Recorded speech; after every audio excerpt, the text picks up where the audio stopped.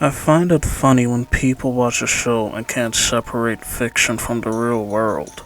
Hearing people dog a character for not making a moral decision when they have a chance to is quite hilarious. Too often, I see and hear people trying to apply real life laws and ethics to a fictional character in a fictional world where they live by a completely different set of fictional rules. A person who commits something as wild as genocide in their fictional world can still be intriguing and an entertaining character. Maybe they have a level of depth to them that I find interesting and I'm able to see why their motives are what they are. And maybe they're really charismatic. None of that means I have to agree with their choices. I repeat, that doesn't mean I agree with their choices. Sometimes. Kinda. Now, with prefaces out of the way to protect myself and not completely come off as a psycho, Bondrewd is not a villain. And after watching Dawn of the Deep Soul from Made in Abyss, I couldn't hate him for a single horrible thing he did. Yeah, I'm that kinda crazy. I'm not gonna be on some fuck them kids kinda wave, but fuck them kids. Okay, let me relax and rewind a bit. Made in Abyss, at first glance, seems like an adorable, cutesy anime because of the art style, and if you're going into it blind and have your guard all the way down, you'd get backhanded across the room about midway through the first season. I know it did that to me after faintly hearing about it and how it would emotionally touch me, but even then I was not prepared. Let me say that this show won't be a cup of tea to a lot of viewers. This is one of those shows where you can absolutely enjoy it in secret as long as you're able to stomach the monstrosities that may occur to the very young cast that we follow. But you'd feel deeply conflicted about recommending it to another soul because of those uncomfortable moments that happen, and you don't want the person you recommend it to look at you like a complete freak. I know I haven't recommended this show to anyone, but that's what the internet is for. Sharing weird shit in hopes of at least one more person relating with your sentiments. Before I go any further, let me say that there is a difference between loving to watch a character because you hate them and can't wait to see them fall on their face and die, and just straight up loving them. I'm the latter. I love Bondrewd. Go ahead, judge me. Also, real quick before some people mention the manga, yeah, those pages at the end of some of those chapters are unnecessary to say the least. The manga artist is probably on some watch list. Probably. I'll never defend it as much as I enjoy Made in Abyss, but in spite of all of that, Made in Abyss has too much good going on for it to sour my feelings.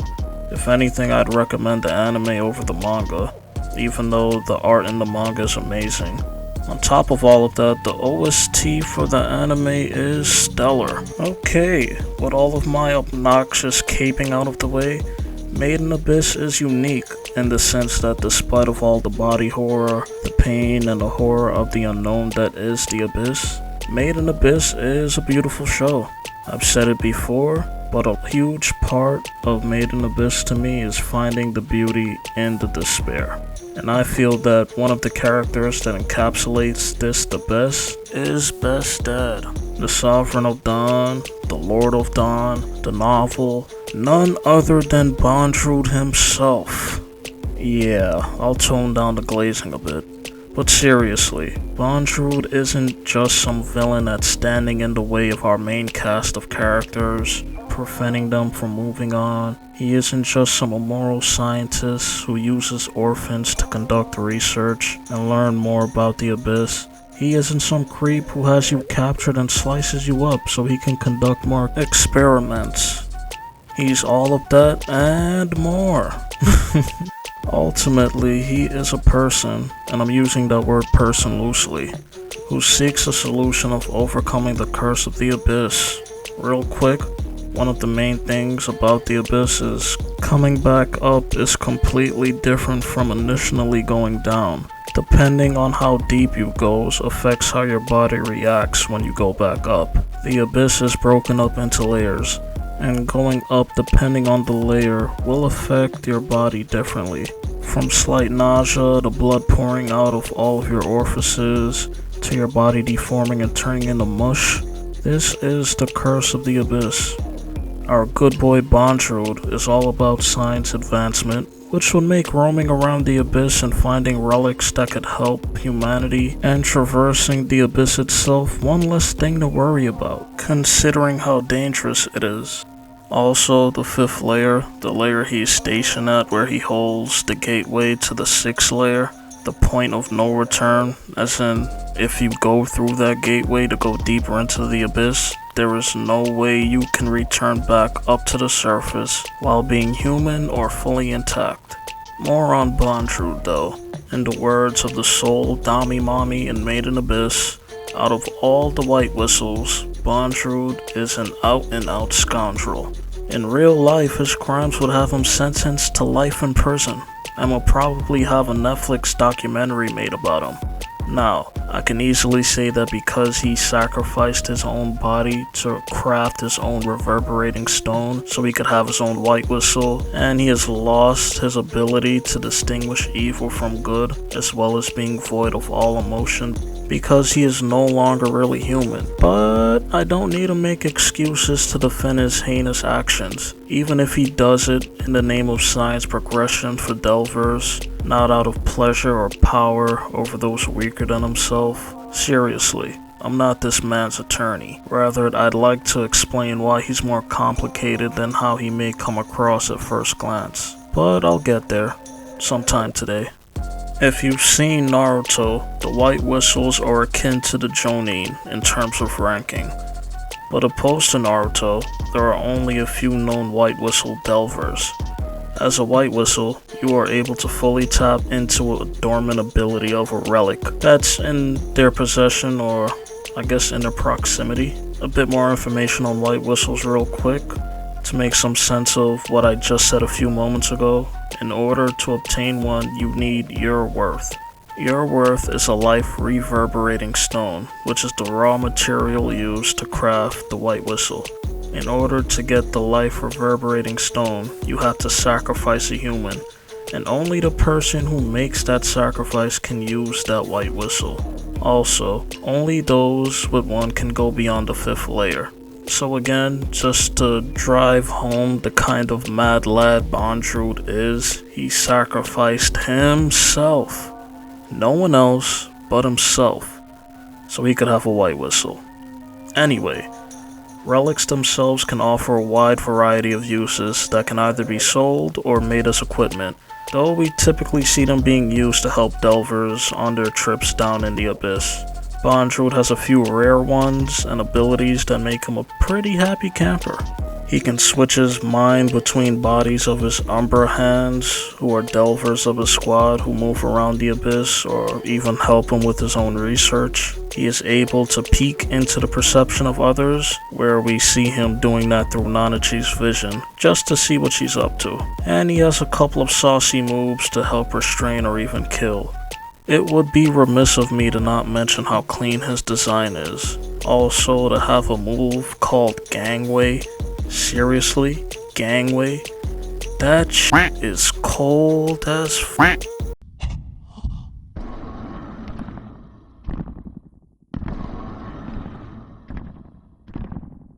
Sure, Bondrewd may have been convicted of a crime on the surface, off-screen before we even heard or knew of his existence. And sure, he partook in selling of illegal substances to fund his researches. And yes, he would be on a lot of people's shit list for being on some show Tucker flow, transforming kids into creatures for his research. But that's just surface level stuff.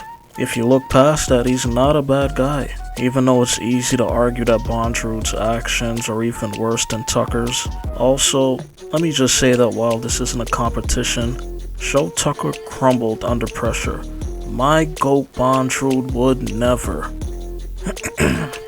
Anyway, Bondrewd freely welcomes Rico and the gang to stay at his base of operations. He offers them a place to lay their heads and gives them some protein bars. Very thoughtful stuff, very thoughtful.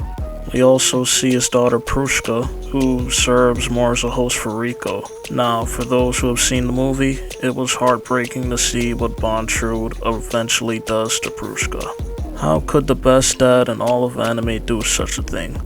Cutting her up on the surgery table and stuffing her into a neat, compact briefcase?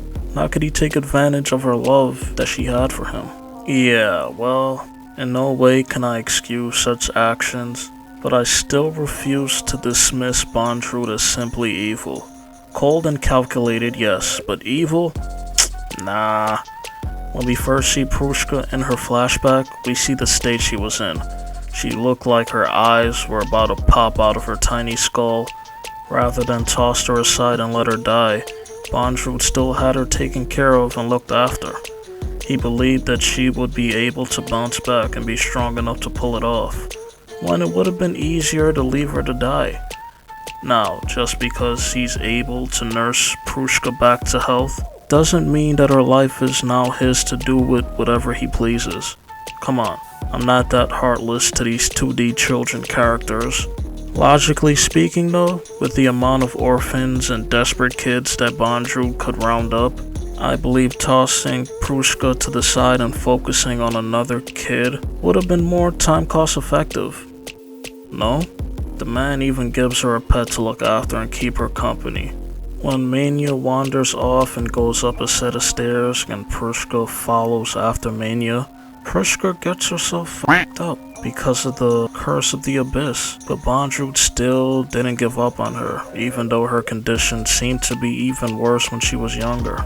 I'm not saying he deserves a cookie or anything, but rather that it's interesting to look at. While we see how he had previously allowed Nanachi to help assist him in conducting research and teaching her when he had no reason to do so, if he simply saw children as mere test subjects who are all expendable as they were a means to an end, why bother going out of his way to do such a thing?